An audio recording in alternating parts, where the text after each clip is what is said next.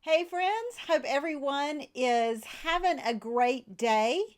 It is January the 20th.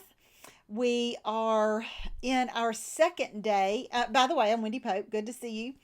We're in our second day of the reading of Job. And I just want to confess something. Um, and just let you know, this is a difficult book of the Bible to read, and it is a book that can, what I call a trigger book. It can trigger certain emotions. It can bring up memories.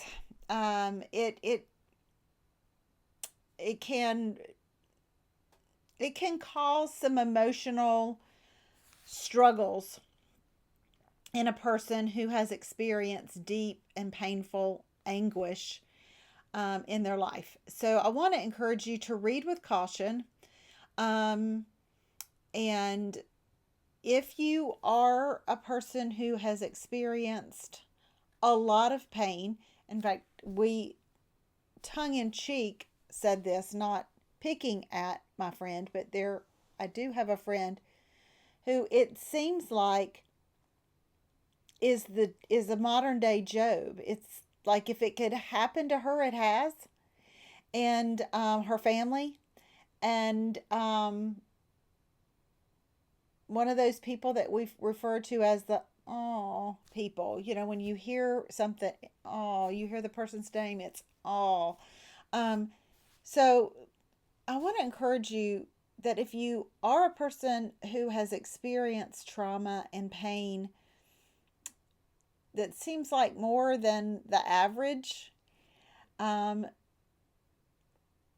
be sure and really lean into the Lord. It can bring up a lot of pain, but Job is also a place where when that trauma and pain is cultivated out or resurrected out and it starts to come out, this can be a place where God can heal. And He can do a lot of repair work in our hearts. So I know people that have skipped over the whole book of Job.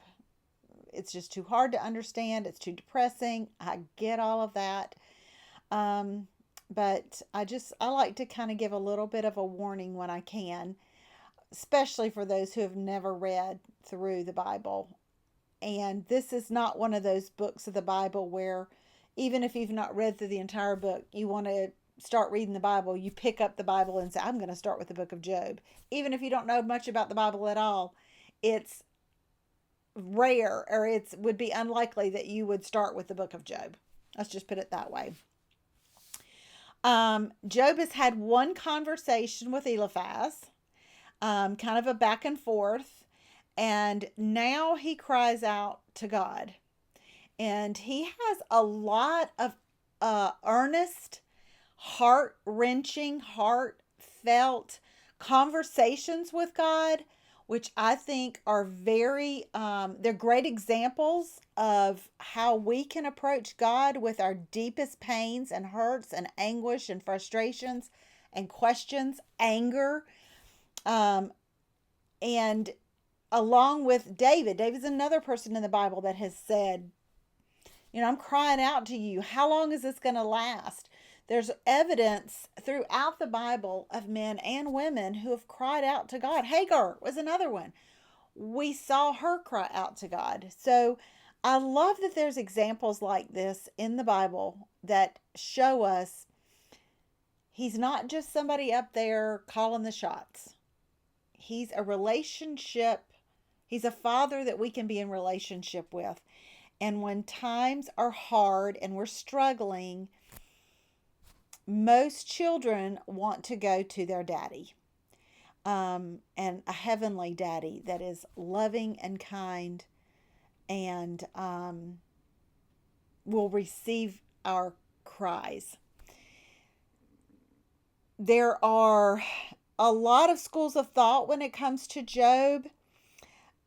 There's a lot of people who, will say, well, he was not open to his sin and he is being punished for his sin. There are people that says, oh, well, his problem was within. In fact, John Trapp is a commentary that I use quite often, says that his greatest troubles were inward of Job. There are some that go back to those first couple chapters, the little bit first of Job, and says this is just a test. It's not a reflection of who Job was. God was just allowing him to be tested. You know what? I land really, honestly, somewhere in the middle of all of that. There is no man who has ever been without sin except Jesus. So I'm not going to say that Job was without sin. Was he being punished in this extent for his sin? I don't believe so. Scripture tells us that God allowed this in his sovereignty to occur in his life. But there is, I do believe, a little bit of truth into what John Trapp says, because what our true colors of our faith do show themselves in trials. Read James 1 in the Message translation.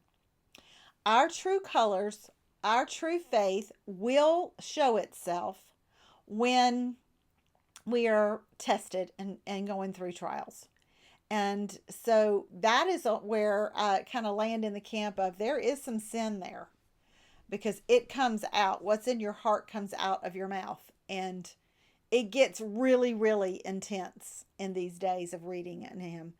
But in his conversations with God and with his friends. But one thing that I really wanted to focus on and read was this quote from Charles Spurgeon.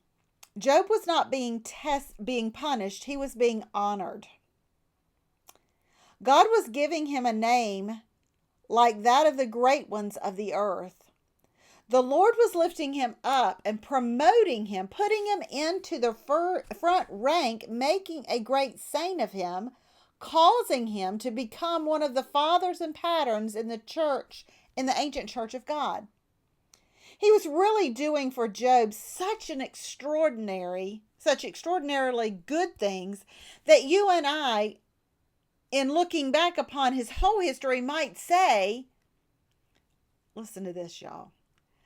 I would be quite content to take Job's afflictions if I might also have Job's grace and Job's place in the church of God.